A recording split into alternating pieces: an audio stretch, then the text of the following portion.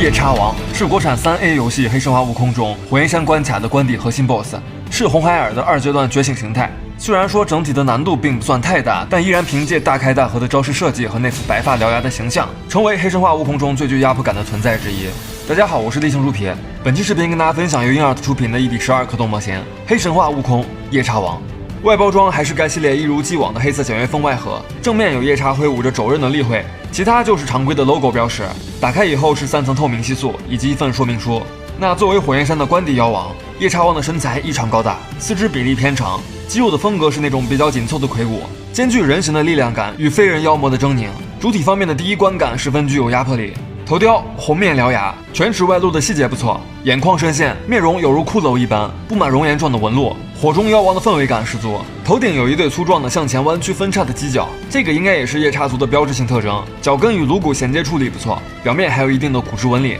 一头的白发直披后腰，软胶材质，相对的并不是游戏中那种根根分明的飞散状，而是一种流动性的感觉。材质所限嘛，细节就没有游戏中那么锐利了。头发部分有好几层分件，和头颅接壤的位置是上了红色的涂装过渡，有一定的层次感。躯干部分相当的有看点，除了腰间的残破织物围裙，没有任何铠甲遮蔽，完全以原生肉身示人，称得上是肉身级兵器的极致体现。而躯干也并非平滑的肌肉块，点缀了多处骨质凸起与尖刺，如同铠甲护体。质感上将火山岩的粗糙坚硬与活物肌肉的弹性张力完美融合，皮肤表面覆盖了一层熔岩壳般的硬质肌理，肌肉隆起处又保留了软组织的饱满与起伏，硬质与软肉交织，玩具在原设定的基础上进一步增强了油亮质感，既显妖魔的狰狞，又不失生物的真实。需要说明的是，视频里的夜叉王还处在样品的阶段，裙摆和大腿的软硬度、膝盖的颜色，包括脚踝的关节都不是最终的版本，一二的官方会有优化。那在这样的前提下呢，可动性方面的综合表现、软硬材质的搭配，好像也就不能过早下结论了。目前展示的情况仅做参考，但可以感觉到还是有沿用之前产品的设计理念，比如手臂位置除了常见的肩、肘、手腕，还会增加额外的关节辅助可动。怎么说呢？我觉得夜叉王造型的底子还是很好的，非常适合做出高可玩性级别的可动玩具。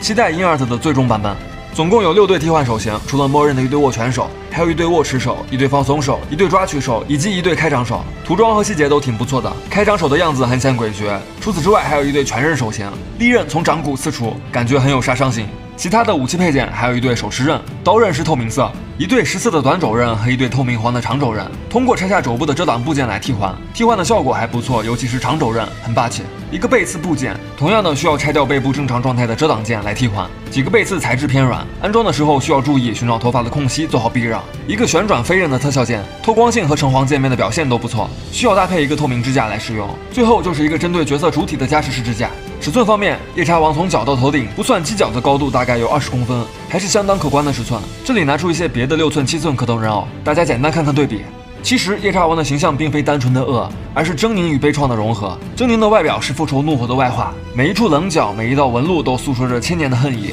而隐藏在狰狞之下的是王族覆灭、同族惨死的悲怆。这种矛盾感让角色脱离了单纯 BOSS 的扁平设定，在复仇的道路上他早已迷失，却又不得不前行。这种身不由己的宿命感让角色充满了悲剧美学。也正是这些种种，让面前的夜叉王成为INART目前黑神话悟空产品线中最值得期待的可动人偶之一。希望INART做好把控和优化，不要辜负大家的关注和期待。OK， 那以上就是本期视频的全部内容。欢迎在弹幕或者评论区发表你的看法和观点，我会持续更新魔选剧的分享视频。我是立青猪皮，